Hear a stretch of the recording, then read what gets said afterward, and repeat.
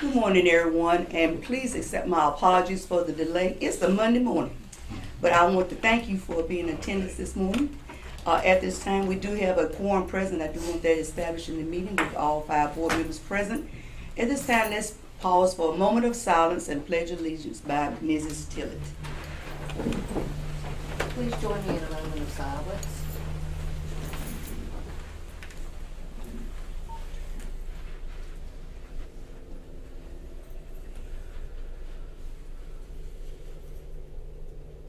Thank you, and the pledge. I pledge allegiance to the flag of the United States of America and to the republic for which it stands, one nation, under God, indivisible, with liberty and justice for all. At this time, the next item on the agenda is public comment. Dr. Anthony. Good morning, Madam Chair, Dr. Peterson, board members. On behalf of the members of the board, I would like to welcome you to Person County Board of Education meeting. Your presence is welcome and encouraged by the board. We invite comments during the public comment section of the board meeting. This time is set aside for the board to hear comments on programs, policies, and procedures. The board typically will not respond to nor take any immediate action on the concerns expressed, but please be assured we will take all comments under appropriate advisement. Today, there is one individual who would like to speak with the Board of Education. Ms. Beth Dalton is present and here.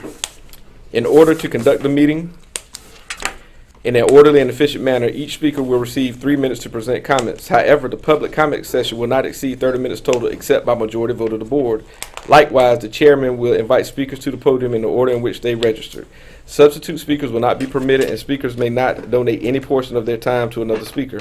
If a speaker is unable to present all of his or her information within the specified time limit, the speaker may provide the board with the additional information in written form. If an unusually large number of people request to speak, a majority of the board may decide to reduce the time for each individual group or require the designation of a spokesperson for each group of persons supporting or opposing the same position. Public comments must be issue-oriented. Complaints against any employee will not be heard in public session. Disruptions by any person or persons of a public meeting will be subject to action in accordance with General Statute 143-318 and 1.17. I attest, Madam Chairwoman, that the speaker present tonight understands and has agreed to the above guidelines. Thank you. At this time, the board recognizes Mrs. Beth Dalton.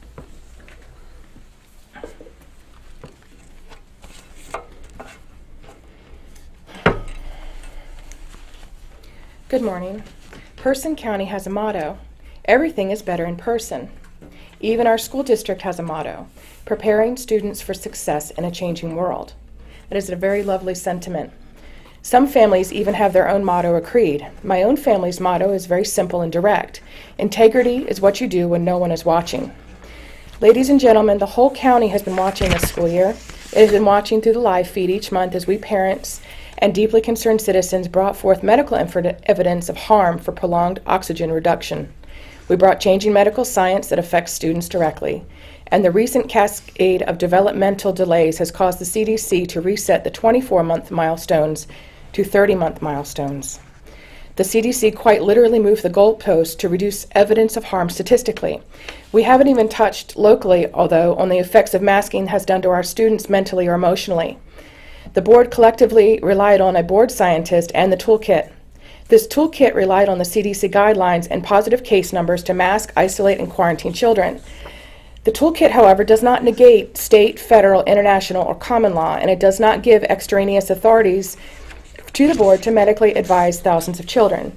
Simply put, the adults in charge use our children as shields. We forgo their innate immune system, and we kept our children in fear to control their behavior. The study we brought to you in the fall of 2021 explained how masking induces a fear response and makes critical thinking difficult. Has there been any concern with the developmental delays and cognitive fog and its effects on our test scores here in Person County, and perhaps the unforeseen need for in-school services going forward for these special needs? Our local preschool is still masked. Our toddlers are masked. Will the board allow children to be masked again this year? Will the board allow open discussion on these policies, or have we given all of the authority to the Toolkit? I am requesting during this public comment through a FOIA request for all communications from the board members, assistant superintendent, the county superintendent, to the media, health and human services through email, phone, text regarding compliance with mandates, toolkits, parents speaking at the public comments, and the scientists you have on board, vaccine clinics, staff masking, and staff vaccine directives. I'd also just like to say that it would have been a lot easier to get here today if perhaps the information on the website had been more cohesive. When you look at your current schedule, it has you all meeting today at Southern Middle School. I was there, but nobody else was. It's very hard for parents to find the information. You have one hyperlinked word at the bottom of a paragraph in the last sentence. We should have a beacon on the page somewhere for parents to have access to these meetings, to be able to sign up for public comment. Other districts I've lived in has made it very accessible for parents, however, Person County has not.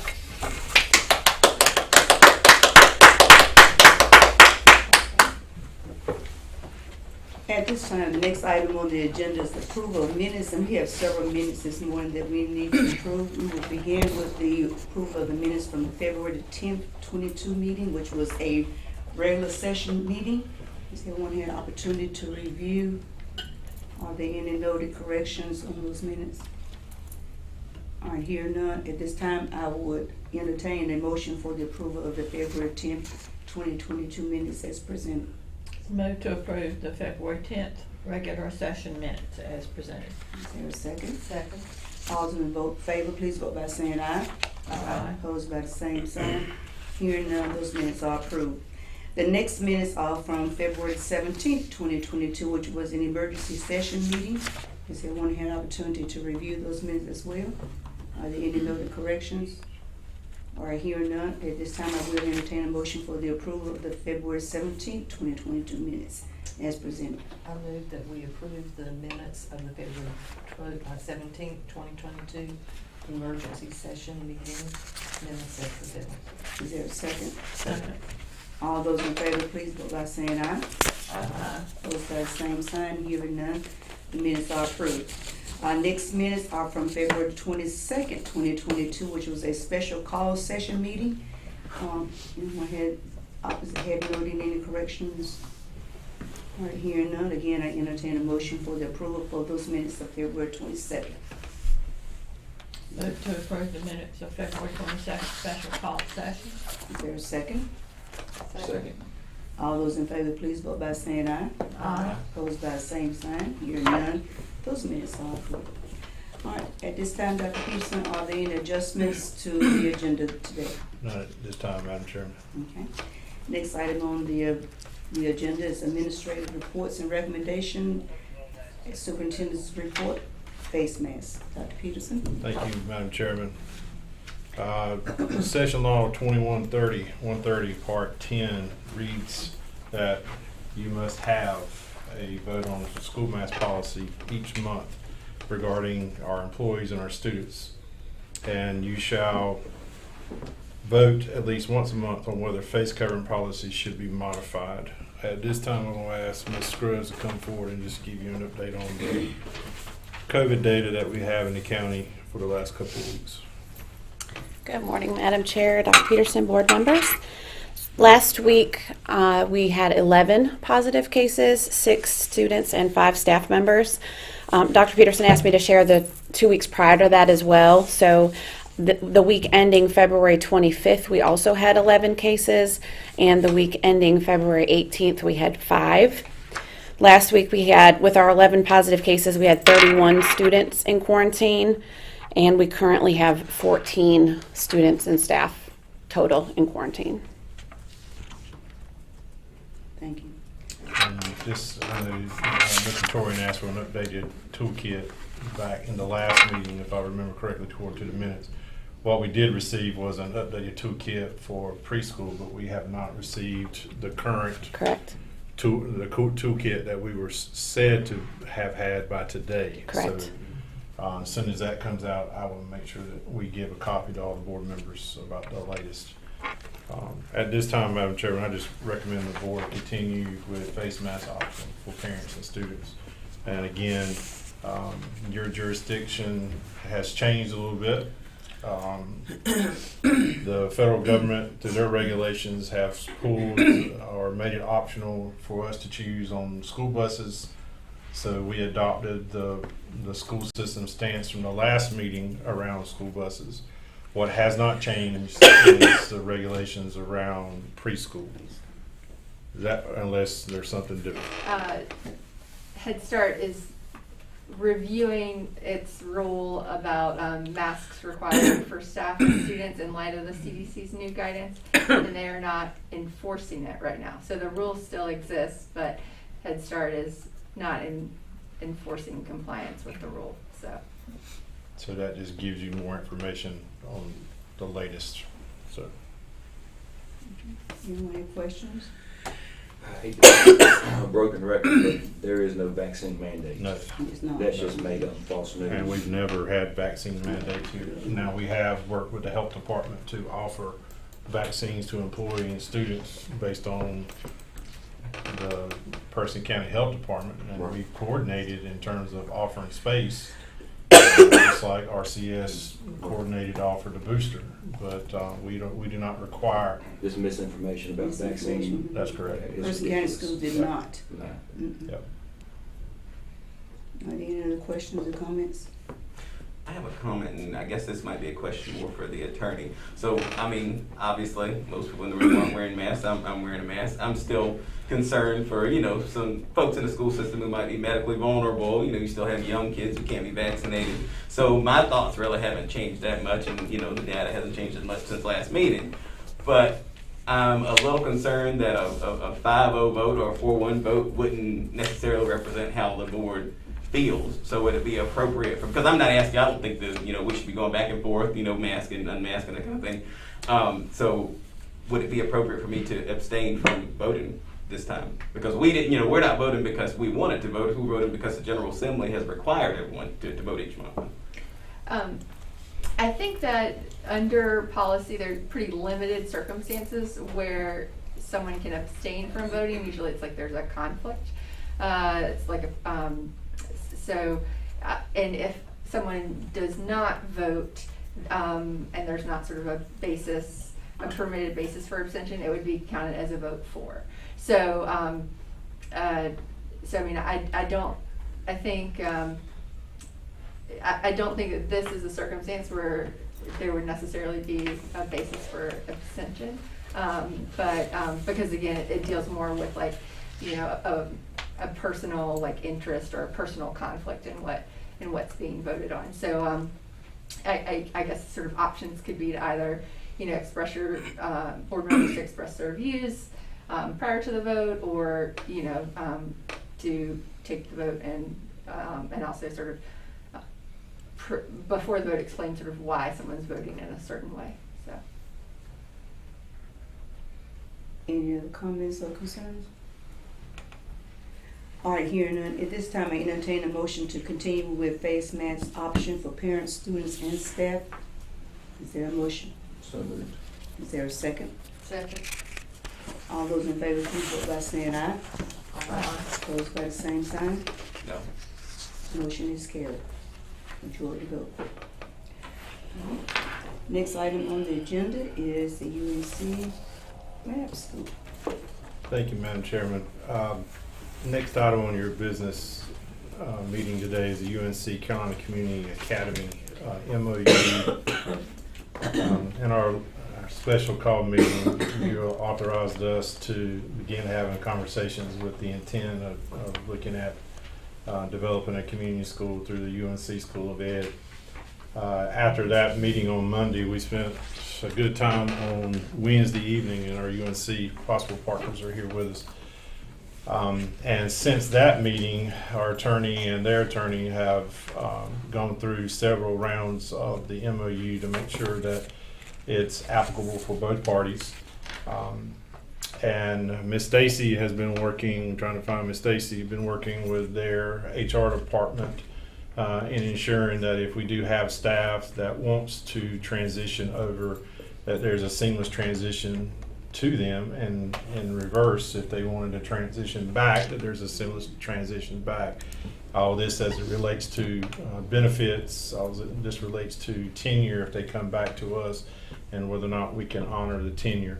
And I think that's the major issue that's out there right now, and then I'll kind of go through the nuts and bolts of the agreement from there. But if you could address the human resource side, please. Sure. Good morning. In working with UNC, working with the agreement and benefits, and as well as with finance, just working through the different leave that would be transferred. We talked about there went all the way down into like, what does that look like with hours? How would that transfer? And so we are working through and just ensuring that any leave that they have transfers, they come back to us. If they so choose to, that their leave, we would accept that back, because how it is in North Carolina benefits manual is it's a little bit up to the district to accept it, but Person County Schools would definitely accept it back, and they will accept the leave going that way. As far as tenure is concerned, if someone does apply and is goes to work with the academy, then and they have tenure, because no longer does North Carolina grant tenure as it did. They would take a leave, what's called a leave of absence from Person County Schools, and then let's say they stay year after year, they would just continue to request that leave of absence, and when it's time to come back to Person County Schools, we would accept them as a tenured teacher back, so they would not lose their tenured status. So I do have, I have reached out to individuals and that I knew were anxious somewhat, and have scheduled a meeting with them one-on-one to answer some more questions. So we're just trying to work through, if we do end up partnering with UNC Chapel Hill with the Academy, that all of the employees from our side their questions would be answered. So. I think that was one of the greatest concerns that has been expressed about employees being able. So, say for an example, they do accept the position with the lab school, and somewhere between that time before their contract is up, they want to transition back to Person County Schools. Would they still have that opportunity to do that, or how would that work? I'll defer. The way it would work is that you would ask an employee to request a leave of absence for a year, and that's, they're allowed to do that, and you would approve it. Or decide, any employee could take the leave for up to 1 year. And then, if an employee requested a renewal, then it would come to the board and you would, review or approve it. So I think you would be making those decisions at the end of sort of each year, as you approach each year. And so I guess you would know if the employee was returning to you, or looking to stay on, or was, leaving altogether. But you'd have the benchmarks of kind of each academic year. So within that year, within that year they decide that they want to transition back, what options will they have? I think that's one. Well, I think if the leave of absence has been approved for a year, then it would come back to the board in terms of whether either it would be shortened, but then I guess it could also depend on if they have a separate contract with UNC, so that it could be a little bit, there could be issues to sort of troubleshoot or navigate in that situation, but I think it would probably depend on whether they have a contractual relationship with UNC, and then also, even if that can be resolved, if then the board is willing to revise, or shorten the leave. And I know our meetings, we haven't gotten to contracts yet, so and that's probably to come, I would assume. So. Are there any other questions concerning Person County Schools partnering with the Lab School, University of North Carolina? I just want to say, I think it's an exciting opportunity for Person County Schools and North, but I think just from comments I've heard from the North community, and just thinking from an educator's perspective, I think there's a lot of fear of the unknown among employees. So I think it's going to be important to kind of continue to view this through a teacher retention lens, because I'm concerned that, if you're a teacher who wants to stay at North, and you're a veteran who's been at North, you're valuable to North, you're not going to want to be moved to Woodland.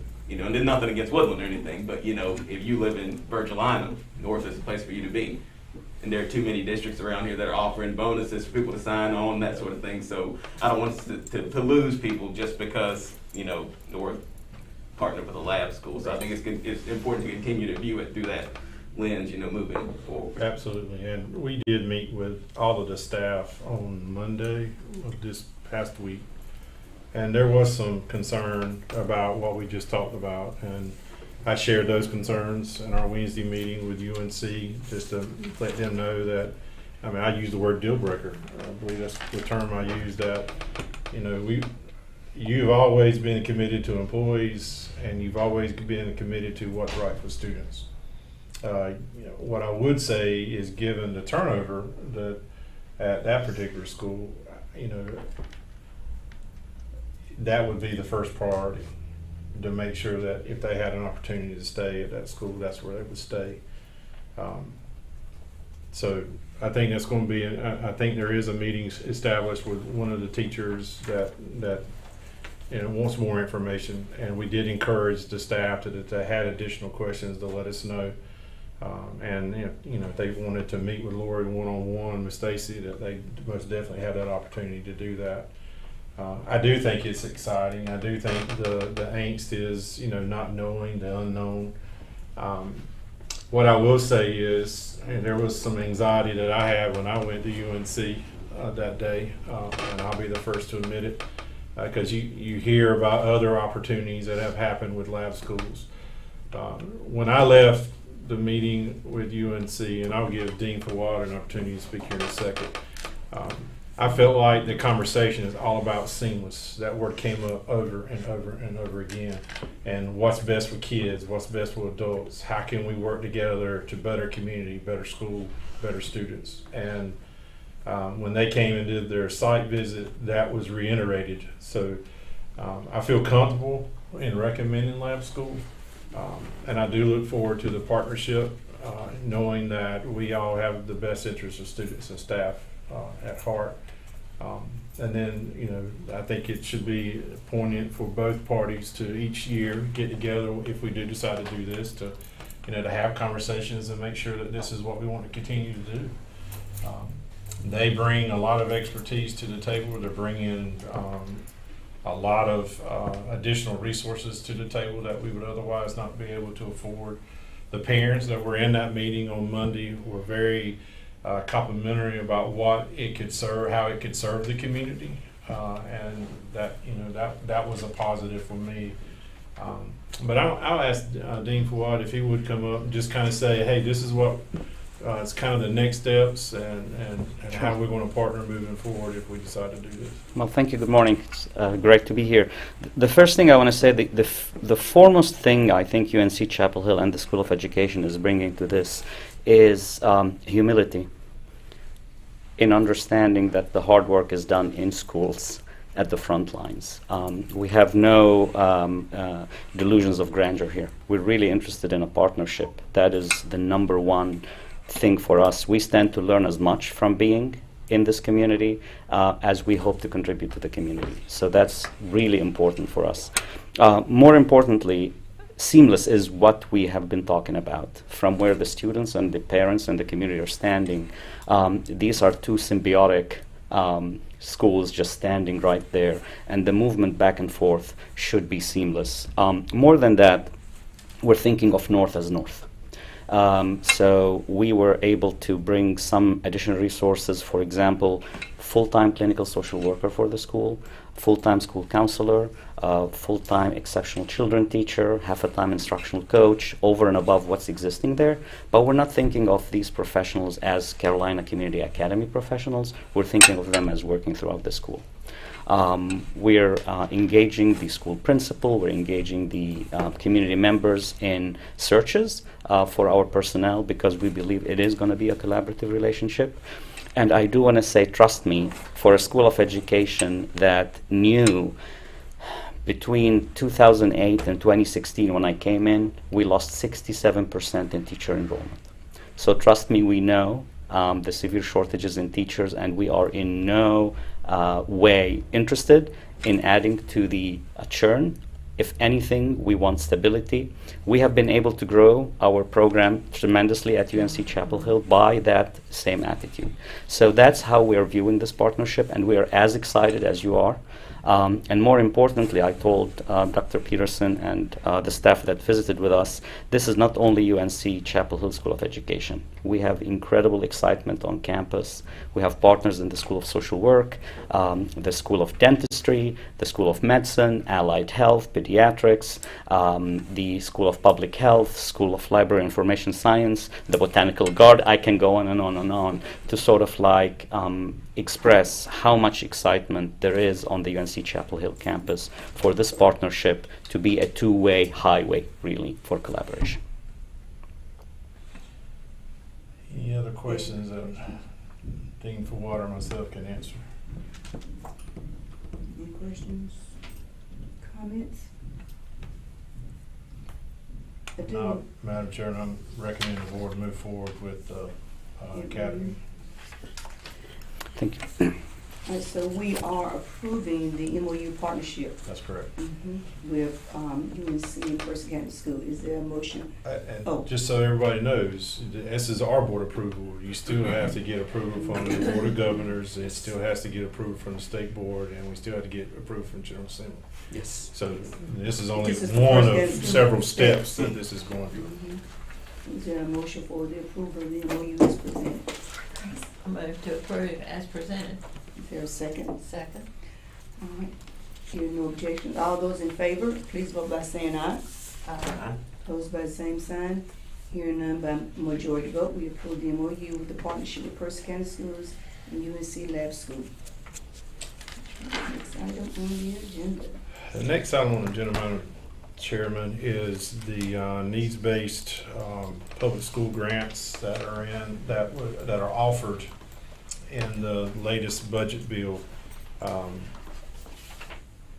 We have been working with the facility committee on a lot of different avenues. So just kind of bring everybody up to speed. We got really two different things running simultaneously.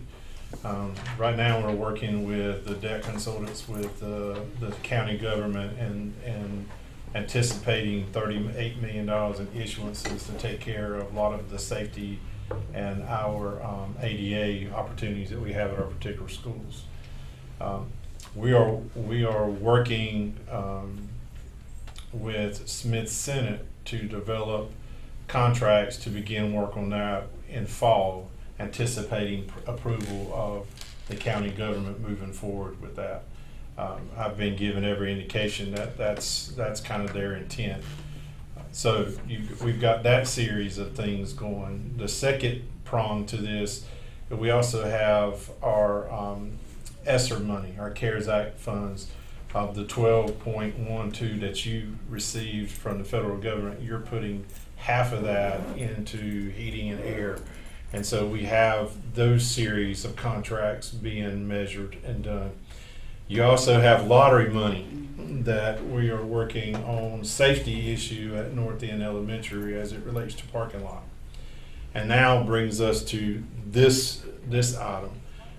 This item that we're asking you to approve is basically us submitting to the state government or the Department of Public Instruction our intent of using $30 million to improve facilities here in Person County. We have a lot of options that we can choose, but this particular option would be looking at building a school with the $30 million.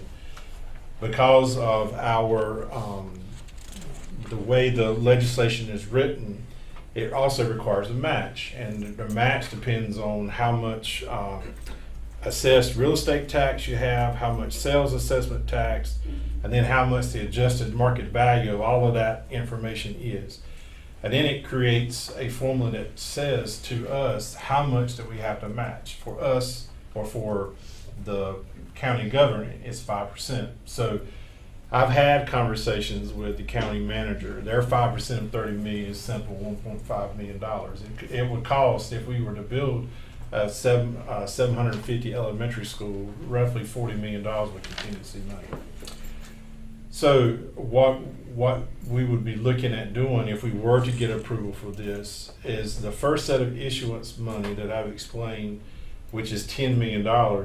It has been scheduled to start with the high school, because that's the school that all of our kids go to eventually, to fix the safety and AD information there. While we're planning for that money in the fall, if we were to receive this grant in April, then those monies would shift to second assurance, and then that 10 million would then otherwise be applied to the 30 million that you would have received from the Department of Public Instruction. I know that's clear as muddy water, but that's as good as I got. You know, I'm going tonight if you approve this today, I will be going tonight to the county meeting, the county commissioners meeting, and this will be an item that would have to be added because it requires the commissioner chair's signature, but it also requires them to guarantee the 5% match or up to. Now, what we were told on Friday in my superintendent's meeting, well, this was more of an impromptu meeting on Thursday night prior to, is that we may submit for 30, but it doesn't mean that we're going to get anything. And I think it would be naive for us to sit here and think that politics don't apply to this. If you don't believe me, just look at the school budget inside of the budget bill and look at all the projects that were approved in certain communities. And then you tie that back to the people that are on certain committees and blah, blah, blah. It is what it is. What we were also told is it may be partial. And if it's partial, then I think we would have to come back and have to have a conversation of whether or not we would want to accept it. Because you know, if they only give us $5 million toward the planning of a new school, you know, what is that good for us for? And to be quite candid with you, not a whole lot. Because I just don't see the county having, based on their debt model, having $35 million available in 2 years to put a school online. And we're looking at the 10 million for over 6 years with a payment back of 20 of the 38. So I just don't see from the debt consultant side how they can manage a $35 million. I mean, that's just, it's not going to happen, I don't think, unless they have money that I don't know. So what we're asking for you today is for Ms. Tillman to sign the application for us to submit the grant, which is due when, Joy? March the 15th. March the 15th, and then our notice is April 12th, whether or not we receive the money. Anticipated. We were told it could be the end of April on Friday. So that's what we're asking for today, is just the opportunity to submit for $30 million, and that $30 million would be used for a new school. What we're still working with is we have a sense of idea of what we want to do in terms of building, but we're still working with Numerex to determine if we were to get the money, where's the best placement and who or how it would affect our current and existing schools. Any comments, concerns, questions for Dr. Peterson? All right, seeing none, at this time, I entertain a motion to pursue the $30 million grant from the NeedsBased School Capital Fund as presented. Is there a motion for? Move that we apply for the NeedsBased facility grant. Second. All right, all those in favor, please vote by saying aye. Aye. Opposed? Hearing none, the motion is approved. All right, and the human resources. Good morning again. Just wanted to bring to your attention for information. Last July, there was an improvement of the UNC Uniform Teacher Preparation Articulation Agreement, and that was with community colleges as well as universities that have an educator preparation program. And so what it is trying to do is to build our pipeline again with education majors. And so this is an agreement with Piedmont Community College that we guarantee an interview for anyone that enters PCC as an education, I guess not major at that point, but completes the education process for the transfer, goes on to a 4-year university and obtains a bachelor's degree in education. We guarantee those people an interview, and so it's that agreement. And so also we agree to host as far as student teachers, and so this makes me excited. So it's just bringing it to your attention that we have this agreement with PCC. We're going to take it a step further. On Friday, Dr. Senegal and I and Dr. Carter from Castle County had a community college president's meeting, and one of the things that we learned about was a 2+2 program. And so we're going to be working with their foundation and looking at the possibility and an articulation agreement with a 4-year university on a 2+2 program that would even further enhance this. So that's hot off the press. Sorry, Lori. No, that's great. But our next step is to have the initial meeting. The way the 2+2 program works in Carteret County is that they have a foundation that provides scholarship money to ensure that. And then what we could look at is looking at possible recruitment money and those kind of funds to help fund some of the initial startup costs for students. I don't know if y'all know about Pace or Promise, but you know that's an opportunity to have over there. With the first 2 years, if students were to go over there, they can virtually do it tuition free. What we would also be looking at doing as part of the 2+2 is wrapping it into our CCP program. So more to come on that, but that is trying to get students that are interested and go ahead and sign them up before they get gone and figure out there's another place other than Person County. You got some exciting employees as well. They want to know when they can get started. They're ready. Yes, great. All right, any questions, comments? At this time, we entertain a motion for the approval of the agreement. No, It's information. I'm sorry, I don't need to approve. Thank you. I'll approve it, just because. Yeah, I can say I'm excited too because I got some people that still calling me talking about the excitement. So yeah. It's unanimous approval. Yes, it is. Some progress. Madam Chair and members of the board, Dr. Peterson, good morning. So for the 21-22 school year, districts may offer a summer program for students, and summer program is recognized as an additional learning opportunity that occurs outside of the normal academic school year. And the purpose of this program is to increase student proficiency scores within the accountability school year. And so during this time frame, we remediate students, and then we re-administer the end of grade and end of course assessments. So in previous years, the re-administration, it'll be the same. The re-administration will count for student proficiency, but it will not be included in our accountability growth scores or teacher effectiveness.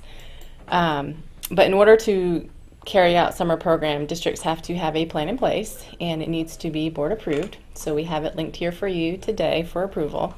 And you will see that our regular administration dates are listed for our secondary schools, and then below there you'll see the dates that we plan to remediate, and then our re-administration dates. And so we will be complete, I think it's by June 10th is our last date for this. Any questions for summer program? The remediation program. Question, comment? All right, here none. At this time, we entertain a motion for the approval of the summer 2022 remediation plan as presented. There's a second. All right, in favor, please vote by saying aye. Aye. Those by the same sign here, none. The motion is approved. All right, financial services is our next item on the agenda.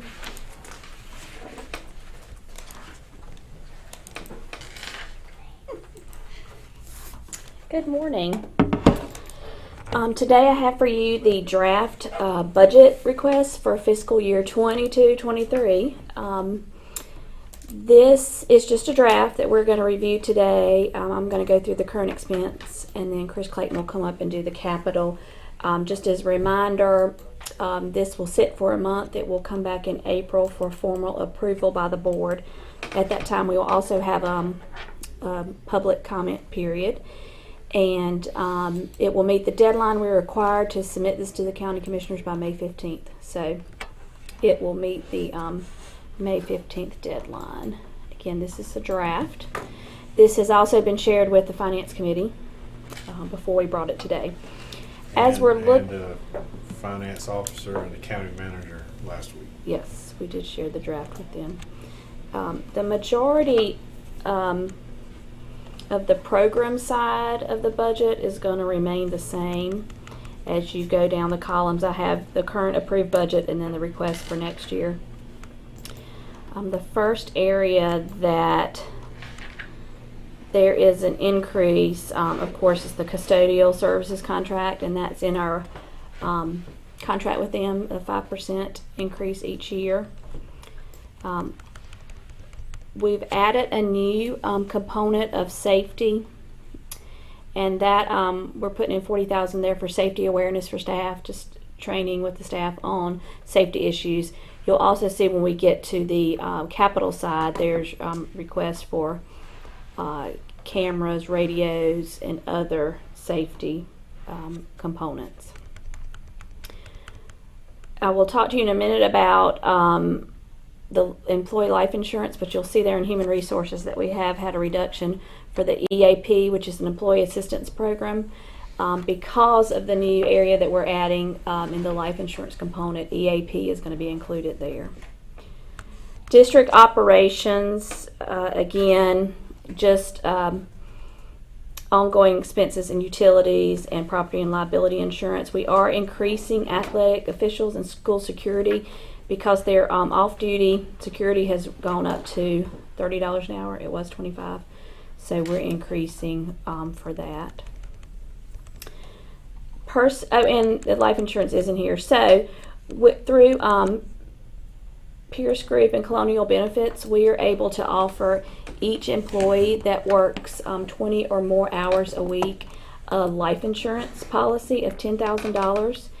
With that, they will also have the employee assistance program that, and Ms. Stacy can help me more, but for any type of services, counseling, I think they do wills, what else? I know lawyer services for different things, but you know, and the main thing is just personal health and emotional health and services for that. But for $15,000, and again, we were already paying $9,000 for the EAP program, so you're only looking at an increase of $6,000 to be able to give each employee a $10,000 life insurance policy that they can take with them when they leave. Of course, it'll be at their cost at that point. And they can also increase the benefit up to, I think it was $150,000, depends on your income, out-of-pocket expenses. And of course, this is guaranteed issue. So the only question they have to answer is that they're an active employee of Person County Schools. The personnel piece is always, of course, the largest increase. You know, the legislatures has approved a 2.5% raise this year and a 2.5% raise July 1. They've also included the minimum wage of $13 this year going to $15 July 1. So we have accounted for those increases in the budget. Again, retirement and health insurance is always increasing, projecting a 7% increase for next year. We are looking at increasing head coaches. Their supplements have not been increased in about 5 years, so we're looking at a $5,000 increase total for that component. And the big item here in personnel is, I know it's in our plan, but also we've talked about the non-certified salary schedule and getting our non-certified on a set schedule like we have our certified employees. And that approximate increase, which is the largest in this budget, is $535,000. That plan would be set at the $15 minimum starting July 1. And as always, we have to put a proportion to the charter schools. So our actual Person County Schools budget request would be $9.3 million. When you add in the $2.4 million that would need to go to the charter schools, it makes the total request to the county for $11.7 million. That is a $1.2 million increase from what we're currently at. Again, I'll be happy to entertain any questions. This is just for information, so we'll be happy to take any suggestions, questions that you have before we bring it back for approval next month. Just one question about gas fuel. You did not have an increase I there? did not increase that. We probably could look at increasing that. This is above and beyond the state transportation budget, and the last 2 or 3 years we've stayed within our state budget. We've actually had a surplus, but yes, looking at the gas prices today at 4, we probably could look. I'll talk with Carol and see if we need to put in a 5% increase or something like The that. good thing right now is the price has been set. And so, it would be up to the state to determine what the set price will be next year, but I do think we probably need to take a look at that. Definitely look You at see that. how quickly things transition. This I happened know. between the time we met. Right. Yeah. So, Gas prices. I mean, I definitely think we can put an increase Diesel in. fuel is $5 a gallon. Mm-hmm. Yep. That's how quickly it went up. Actually, it's $4.99 at Sheets. And you get 3 cents off of the Sheets card. Again, this is for information on the any other questions. Mrs. State, before. I'll just add in an increase for April for the fuel. All right, I'm going to turn it over to Mr. Clayton for him to go over the capital request with you all.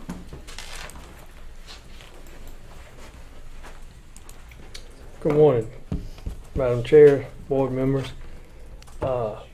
As you see, the capital budget request for 22-23. Is there any questions on any other projects listed? And again, some of these things could be coming off depending on what we do with the various grants that we're looking at.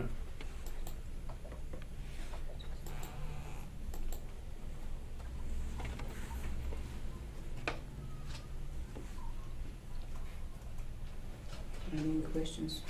This is kind of a random question. Why was there no flagpole installed at ECLA? That is a good question. Since we realized that we knew the importance of getting it done. Yes, sir. This is sort of off the charts here, but I notice you have repaving student parking lot on here. I would recommend that maybe you also include, after the repaving, the repainting, because there are at least 2 of us sitting at this table that painted the parking places in the school because there was no money. Sound like a volunteer for that. We'll buy the paint. I'd love to see that. Y'all know how to do it then? Yeah, we did. We spent practically all day in that parking lot, and it was very hot. Creating and putting the numbers in the parking places and everything. It was just such a great experience.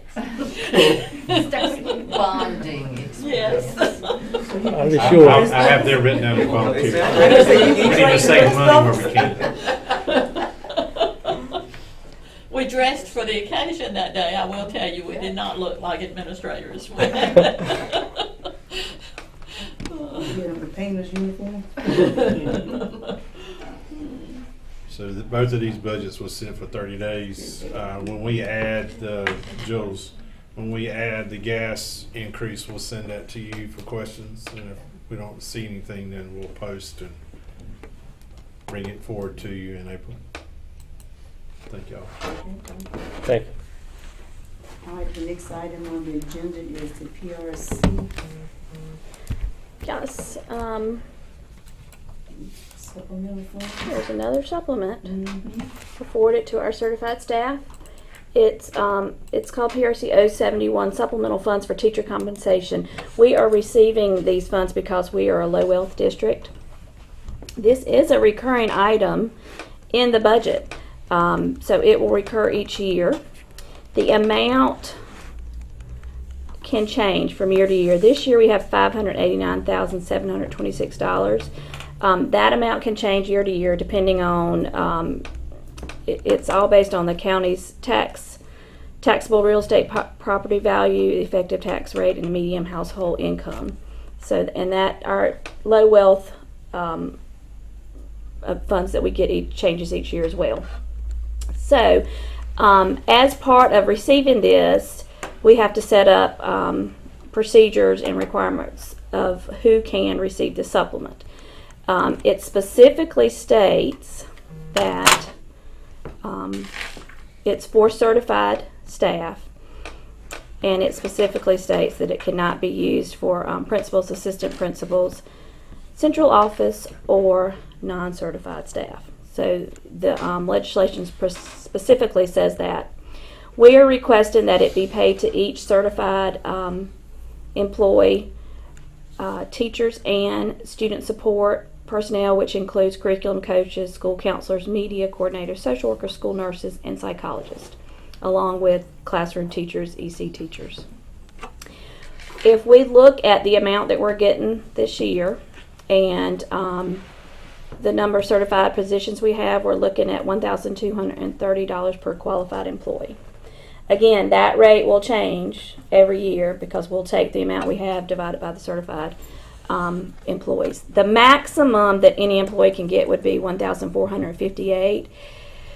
The allotment is based off of state certified teachers. That's how they come up with allotment. But it can be used for federal, local, and also student support services. We are recommending that it be paid out in May at the end of the school year. And what we looked at was who would qualify for it. And thinking about this time of year, we are still hiring some staff, and we're needing people in critical positions to line up with end of course and end of grade testing. So we are recommending that if the employee is employed by the fourth quarter of the school year and they stay till the end of the year, that they will receive the supplement in their May paycheck. So is there any discussion, thoughts? You just answered my question about the new employees. Yeah, we talked about that, but again, we're still hiring critical positions at this point, and that may be something that can help get a person here. I was just wondering what the eligibility would be for them, but you answered that. Yeah, so, and that is up to us to decide. I think it equates to what, additional 2% supplement? Yes, it was about 2%. So that's what the teachers will be looking at. And this is action, so we will have to take And action. this is a one-time payment. It'll be one time at the end of each school year, as long as the funds continue to be funded. But it's a reoccurring item at this point. So, any questions, comments? So I understand May for this year, but why moving forward would you just do May? Was there any thought put into maybe like splitting it up into two, like having like a December and a May or something like that? well, we thought about it as kind of an incentive to stay the All entire year. school year. So for those that had been here and stayed till the end of the school year, it's kind of This year incentive for them. we don't. Yeah, this year we get the funds. didn't get the information until February. Right, so. yeah, of course, this year, yeah. But just moving forward, I wonder if it might be kind of nice to maybe put half of it December and half of it, May, something like that. And that is, If I read the legislation right, I think you have to create a plan every year for this money. Is that correct? I think my understanding was, we can amend the plan, but I think once we create the plan, my understanding was. I'm not sure. Okay, so we can find out. Because I just noticed the wording said each year, Yes. school year, so that's what made me, maybe. Yeah, so, and if y'all want to relook at it again in this fall, we can look at that too. But it is an incentive for them to stay the whole entire school is. year. Yeah. It is. Well, let's see, make sure we get the money next school year. Yeah, Yeah. before we even, yeah. Any other questions? All right, hearing none, at this time I move for approval of the PRC 071 supplemental funds as presented. Move to approve. Is there a second? Second. All those in favor, please vote by saying aye. Aye. Opposed by the same sign. Hearing none. The Thank you. Plan is approved. Thank you. At this time, Madam Chairman, I recommend the board go into closed session to consult with the board's attorney and preserve the attorney-client privilege to consider confidential personnel and student information pursuant to general statute. Is there a motion to go into closed session? Is there a second? Second. All those in favor, please vote by saying aye. Those by the same sign, we now go into closed session. Back into open session, Dr. Peterson, administrative reports and recommendations. At this time, Madam Chairman, I recommend the board approve consent items E1A through C. All right. You entertain a motion to approve consent items 1A through C as presented. Move to approve consent items 1A through C as presented. Is there a second? Second. All right, all those in favor, please vote by saying aye. Aye. Opposed by the same sign, hearing none. The reports are approved. And the last item I have, Madam Chairman, is pursuant to our board policy, we're providing you with an update on the contracts over 30,000, and the one that's highlighted in there is the one that has been done since we met.